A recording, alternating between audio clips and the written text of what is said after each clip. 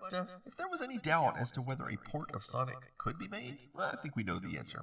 David Murray said it, so it's probably true. But it has been quite some time since that statement was made, and no one has stepped up to the challenge. And none of the current games for the Commander X16 are even attempting to recreate any of the 16-bit platform games. It is maybe for the better to aim for something a little bit easier, but that tech demo from 5 years ago will continue to tempt me. So I have decided to do it and keep a devlog here on this YouTube channel. Follow me through the development of a Sonic game title on the Commander X16.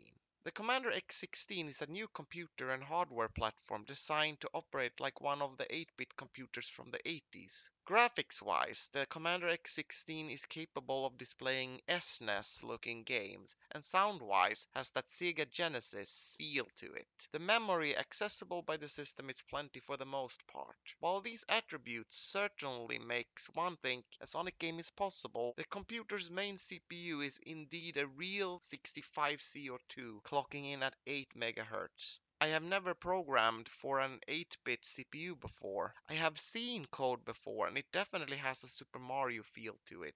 So the question becomes, is it possible to make a 16-bit Sonic game on an 8-bit system that looks and feels like 16-bit? So what does a Sonic game need? And what can we do with the Commander X16 to make a Sonic game? I have some personal rules about how a Sonic game must be made, and it can be made into a list. Some of the criteria are harsh and may apply to the quality of any platform games by my standards. Let's go by them in the order of importance. Number 1. The highest priority rule for a Sonic game is pixel perfection, not just in graphics but in gameplay as well. One pixel is a unit that when being solid matter doesn't just randomly appear or disappear out of the blue, and when being speed or time does not speed up or slow down without any cause. Original Super Mario titles played by this rule too, and Sonic kept that standard going, and I will keep it too. The Commander X16 can easily comply with this rule as well. Number 2. A Sonic game needs parallax scrolling to convey speed and to get that right look for a Sonic game. This is doable by the Commander X16. However, the right way of doing it differs from emulator to emulator, and this is probably the most difficult thing to get right. Did I mention emulators? The Commander X16 is a real product, but most people will try the games out on emulators before they actually buy the product. So it is of most importance that the authors of the emulators know how the real product works and emulate it properly. It turns out that is not the case after 5 years of design changes.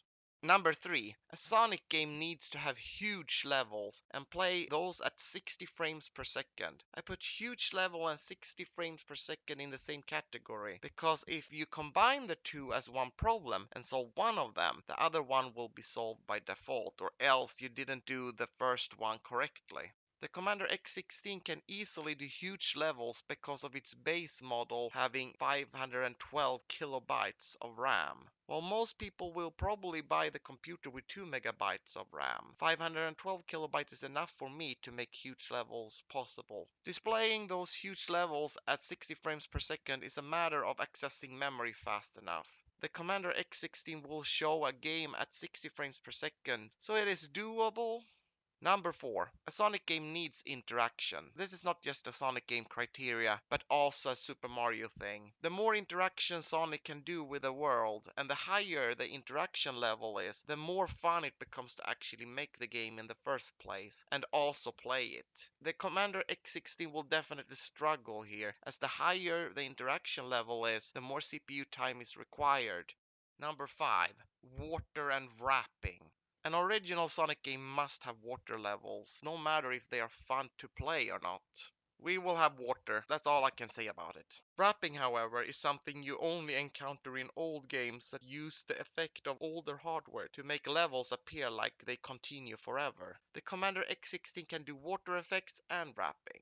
Number 6. A Sonic game needs physics, specifically being able to convey running upside down or being affected by gravity to increase or decrease speed. While 8-bit Sonic games faked physics, a 16-bit looking Sonic game should not fake physics if absolutely necessary. However, we are reaching the first limit of the Commander X16 CPU. It can't do math. I have never worked with a CPU before that can't do multiplication, which is a fundamental math feature when doing physics. A Sonic game requires multiplication and in some extent division as well, but all hope is not lost. In an attempt to prove that the Commander X16 can do 3D games and those Mode 7 SNES games, the computer's graphics processor lends a hand with multiplication, and that provides a path for me to do the math Sonic requires.